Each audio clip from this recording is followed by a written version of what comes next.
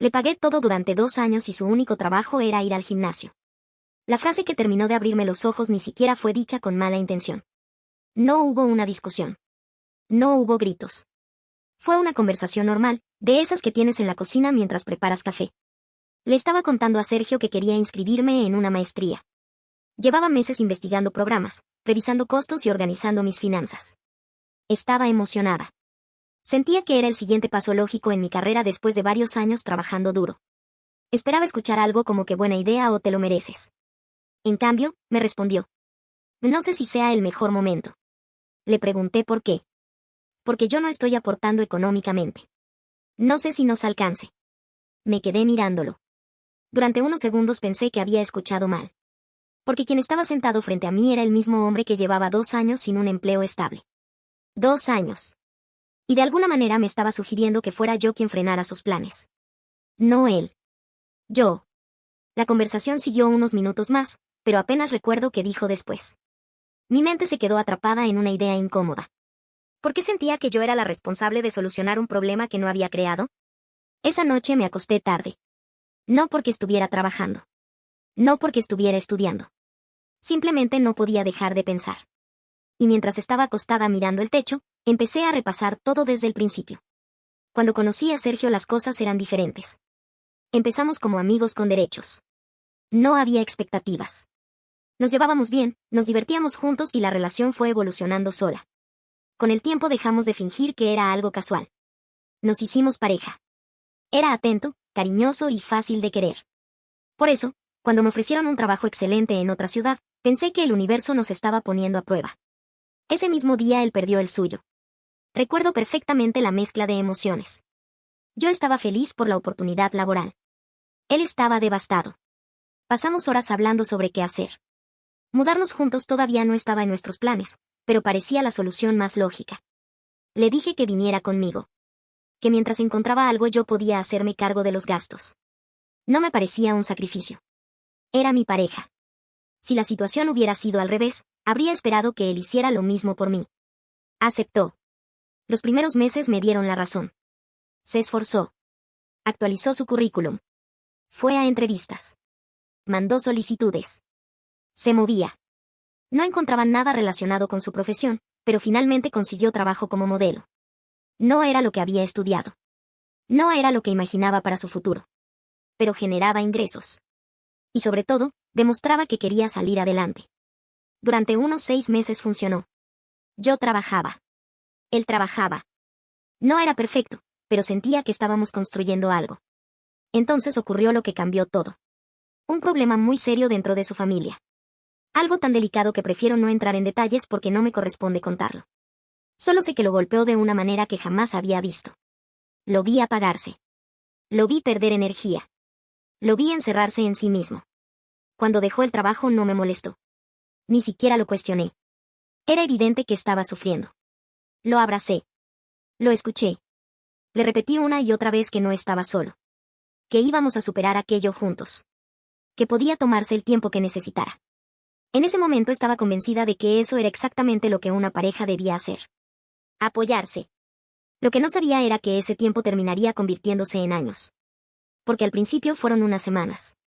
Después unos meses. Y cuando me di cuenta, había pasado más de un año y las cosas seguían exactamente igual. O peor. Lo más difícil fue que el cambio ocurrió tan despacio que casi no lo noté.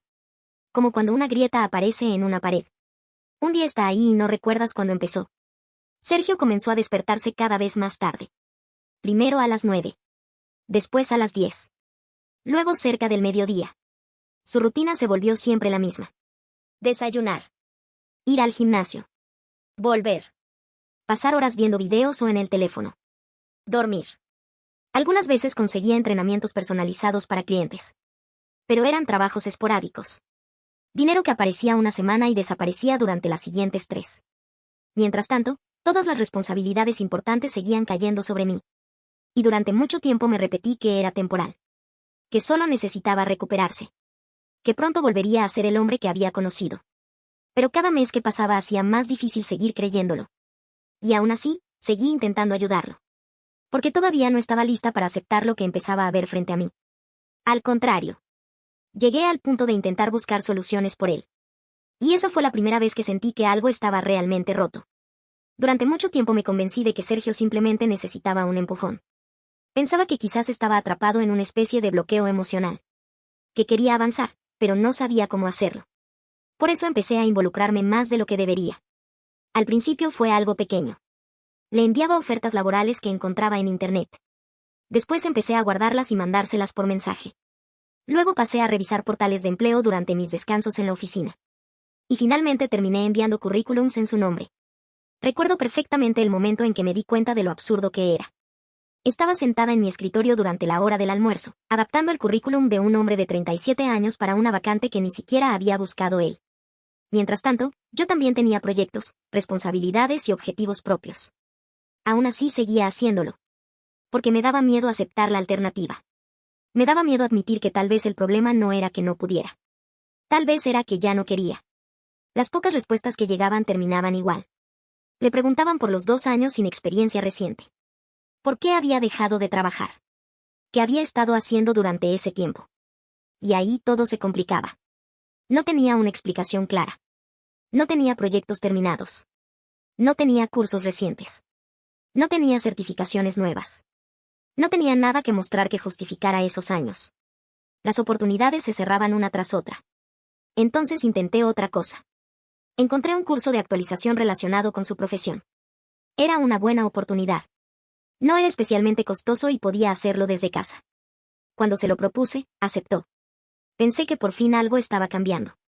Pagué la inscripción. Le preparé el espacio para estudiar. Incluso organicé horarios para que pudiera seguir las clases cómodamente. No tomó una sola. Ni una. Las primeras semanas me decía que comenzaría pronto. Después que se había atrasado. Luego que estaba cansado. Finalmente dejó de mencionarlo. Y el curso simplemente desapareció de nuestras conversaciones. Cada vez que intentaba hablar del tema terminábamos en el mismo punto. Él prometía que iba a moverse. Que estaba pensando qué hacer. Que estaba organizándose. Que pronto iba a cambiar. Pero el cambio nunca llegaba. Lo más frustrante era que sí tenía energía para otras cosas. Nunca faltaba al gimnasio. Jamás. Lloviera o hiciera calor. Tuviera dinero o no. Estuviera motivado o desanimado. El gimnasio era sagrado. Había semanas enteras en las que no enviaba un solo currículum. Pero no recuerdo una sola en la que faltara a entrenar. Y poco a poco empecé a sentir algo que me hacía sentir culpable. Resentimiento. Porque mientras él entrenaba, yo trabajaba.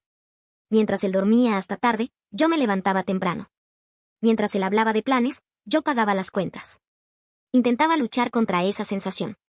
Me repetía que había sufrido mucho. Que estaba pasando por algo difícil. Que una persona deprimida no funciona igual. Pero también veía otra realidad.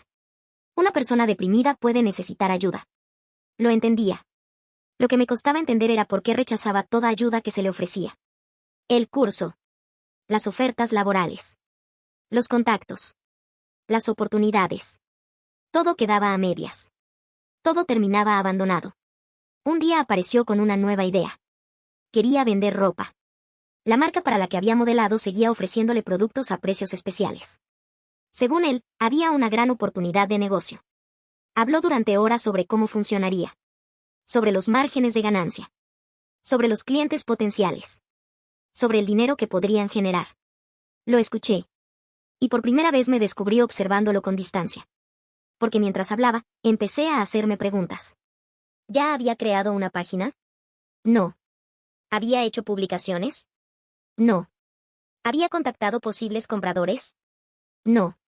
¿Había preparado un plan de ventas? No. Lo único que existía era la idea. Nada más. Aún así, empezó a hablar de inversión. Y la palabra inversión significaba una sola cosa. Mi dinero. O peor. Un préstamo a mi nombre. Recuerdo haber sentido un nudo en el estómago. Porque ya podía imaginar perfectamente cómo terminaría. Yo asumiría el riesgo. Yo pagaría las cuotas. Y si el proyecto fracasaba, también sería yo quien absorbiera las consecuencias. Esa noche me costó dormir. No por el negocio. Sino porque por primera vez me pregunté algo que llevaba demasiado tiempo evitando. ¿En qué momento me convertí en la única adulta de esta relación? La pregunta me persiguió durante días. Y mientras más observaba nuestra vida cotidiana, más difícil era ignorar la respuesta. Porque el problema ya no era únicamente el dinero. Era todo lo demás. Era llegar agotada después de 9 horas de trabajo y encontrar exactamente la misma situación todos los días. Era descubrir que todavía tenía que pensar en la cena. En la compra del supermercado. En los pagos. En las responsabilidades. En todo. Y cuanto más lo analizaba, más evidente se volvía algo que me aterraba reconocer. Ya no me sentía acompañada. Me sentía responsable. Y esas dos cosas no son lo mismo. La sensación de estar sola dentro de una relación no apareció de golpe. Fue acumulándose. Pequeñas cosas. Detalles que por separado parecían insignificantes, pero que juntos terminaban pesando demasiado. Cada día seguía una rutina parecida. Salía temprano a trabajar. Pasaba 9 horas resolviendo problemas, cumpliendo plazos y lidiando con responsabilidades. Volvía a casa cansada. Y al abrir la puerta ya sabía exactamente lo que iba a encontrar. Sergio estaba ahí. A veces en el sofá. A veces en la habitación. A veces viendo videos en el teléfono. La mayoría de las veces acababa de volver del gimnasio. Lo que rara vez encontraba era una cena preparada. O la casa organizada. O alguna señal de que había aprovechado el día para hacerse cargo de algo importante. Sí, lavaba los platos algunas veces. Y cada cierto tiempo limpiaba parte de la casa. Pero la mayor parte de la carga seguía recayendo sobre mí. Al principio no me molestaba. Después comenzó a agotarme. Y finalmente empezó a enfadarme. No porque creyera que las tareas domésticas fueran exclusivamente su responsabilidad, sino porque yo estaba sosteniendo prácticamente todo lo demás. Los gastos. La estabilidad. La planificación. Las preocupaciones. Las decisiones. Llegó un momento en que sentí que vivía para mantenernos a flote. Y lo peor era que ni siquiera podía recordar cuándo había sido la última vez que me preguntó cómo estaba yo. Todo giraba alrededor de lo que él había perdido. De lo que él estaba atravesando. De lo difícil que había sido para él. Y sí, había sido difícil. Nunca dejé de reconocerlo. Pero mientras yo me concentraba en ayudarlo a reconstruirse, nadie parecía darse cuenta de que yo también me estaba desgastando. Nuestra relación empezó a cambiar. No de forma explosiva.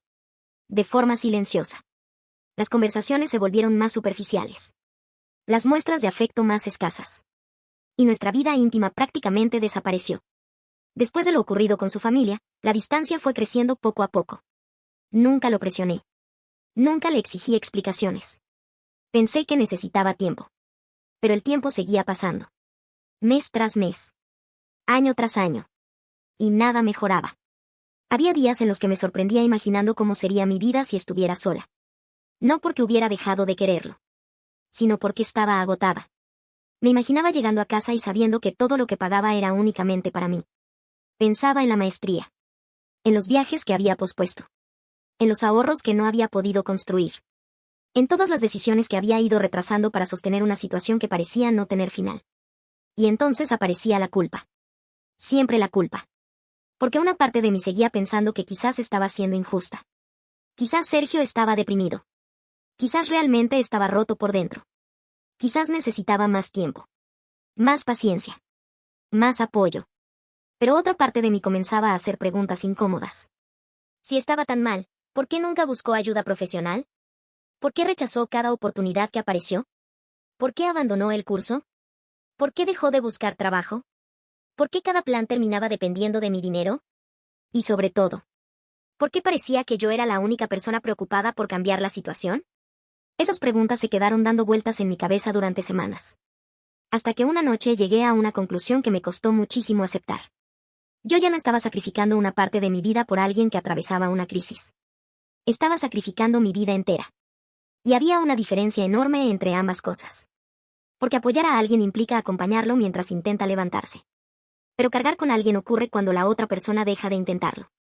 Esa idea me golpeó con fuerza. Más aún cuando recordé aquella conversación sobre la maestría. Porque cuanto más pensaba en ella, más clara veía la realidad. Sergio no me había dicho. Voy a buscar una solución. No me había dicho. Déjame encontrar trabajo primero. Ni siquiera había dicho. Quiero ayudarte para que puedas hacerlo. Lo que me había pedido era que frenara mis propios planes. Que esperara. Otra vez. Como llevaba esperando 2 años. Y por primera vez desde que comenzó todo, sentí algo más fuerte que la culpa. Sentí miedo. Miedo de despertar 5 años después exactamente en el mismo lugar. Miedo de seguir aplazando mis metas. Miedo de convertirme en alguien que renunció a sus propios sueños para sostenerlos de una persona que ya ni siquiera parecía perseguirlos. Y cuando esa posibilidad se volvió real en mi cabeza, entendí que ya no podía seguir evitando la conversación que llevaba meses posponiendo. Porque había llegado el momento de preguntarle algo que cambiaría nuestro futuro para siempre. La conversación ocurrió un domingo por la tarde. No la preparé durante días. No escribí un discurso. Simplemente entendí que ya no podía seguir acumulando preguntas sin obtener respuestas. Sergio estaba sentado en el sofá cuando me acerqué. Le pedí que habláramos. Al principio pensó que era una conversación normal. Pero en cuanto vio mi expresión, se incorporó.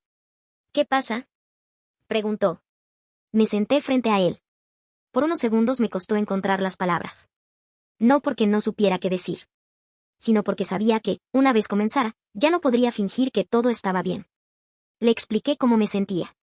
Le hablé del agotamiento, de la presión, de las responsabilidades, de los planes que había ido posponiendo, de la maestría, de la sensación de estar sosteniendo sola una vida que debía construirse entre dos personas. Intenté no acusarlo. Intenté hablar de hechos, de cosas concretas. 2 años sin trabajo estable. 2 años sin avances reales. 2 años esperando un cambio que nunca llegaba. Sergio escuchó en silencio. Por momentos parecía incómodo. Por momentos parecía triste. Pero no me interrumpió. Cuando terminé, la habitación quedó completamente callada. Y entonces le hice la pregunta que llevaba meses evitando. ¿Qué estás haciendo para cambiar esta situación? No que pensaba hacer. No que soñaba hacer. No que quería hacer. ¿Qué estaba haciendo? Ahora. La respuesta tardó en llegar. Demasiado. Porque ambos sabíamos que no había mucho que decir. Habló de sus planes. De la ropa. De algunas ideas. De cosas que quería intentar. Pero mientras lo escuchaba, confirmé algo que llevaba tiempo sospechando. Todo seguía estando en el futuro. Nada ocurría en el presente. Nada había comenzado realmente. Por primera vez no intenté completar sus argumentos. No busqué excusas por él. No rellené los espacios vacíos. Simplemente escuché. Y cuando terminó, entendí algo que llevaba mucho tiempo negándome. No podía seguir viviendo de potencial. No podía construir una vida alrededor de promesas. No podía seguir sacrificando mis metas esperando que algún día apareciera la versión de Sergio que recordaba. Porque tal vez esa versión ya no existía. O tal vez él mismo había dejado de buscarla. Aquella noche hablamos durante horas. Algunas conversaciones fueron difíciles. Otras dolorosas. Hubo lágrimas. Hubo silencios largos. Hubo momentos en los que ambos admitimos cosas que llevábamos demasiado tiempo guardando. Él reconoció que había dejado de intentarlo. Reconoció que se había acostumbrado a que yo sostuviera todo. Reconoció que el golpe que sufrió con su familia lo había dejado atrapado en un lugar del que nunca terminó de salir. Pero también admitió algo más. Que había estado evitando enfrentarlo. Y esa diferencia era importante. Porque sufrir no era una elección. Pero dejar de actuar durante años sí terminaba siendo una responsabilidad personal. Por primera vez en mucho tiempo, sentí que estaba escuchando honestidad. Sin excusas. Sin promesas vacías. Sin proyectos imaginarios. Solo verdad. Sin embargo, aquella sinceridad no resolvía el problema. Porque el amor nunca fue realmente el problema. Yo seguía queriéndolo. Y creo que él seguía queriéndome. Lo que se había roto era otra cosa. El equilibrio. La confianza en el futuro. La sensación de estar caminando hacia el mismo lugar. Durante las semanas siguientes tomé una decisión que llevaba demasiado tiempo postergando. Me inscribí en la maestría. Sin pedir permiso. Sin esperar aprobación. Sin volver a poner mis planes en pausa. Era mi vida. Mi esfuerzo. Mi futuro. Y entendí que no podía seguir retrasándolo por miedo a sentirme culpable. También le dejé claro a Sergio que la situación no podía continuar igual. Necesitaba ver acciones reales. No ideas. No intenciones. No conversaciones. Acciones. Buscar ayuda profesional. Retomar su carrera. Trabajar. Construir algo concreto. Porque yo podía acompañarlo. Pero ya no podía cargarlo. Lo que ocurrió después no fue una transformación mágica. No hubo cambios de un día para otro. La confianza tarda mucho más en reconstruirse que en desgastarse. Pero por primera vez en 2 años, la responsabilidad dejó de recaer únicamente sobre mis hombros. Y eso me permitió ver algo que había olvidado. Apoyar a alguien no significa abandonar tu propia vida. No significa renunciar a tus metas. No significa convertirte en la única persona que empuja la relación hacia adelante. A veces ayudar también implica poner límites. Exigir cambios. Y aceptar que el amor, por sí solo, no puede reemplazar el compromiso, el esfuerzo y la responsabilidad compartida.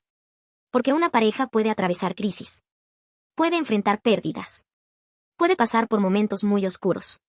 Pero cuando uno deja de avanzar y el otro carga con todo durante demasiado tiempo, la pregunta deja de ser cuánto amas a esa persona. La verdadera pregunta es cuánto tiempo estás dispuesto a desaparecer tú para mantenerla a flote. Y esa fue la pregunta que finalmente dejé de evitar.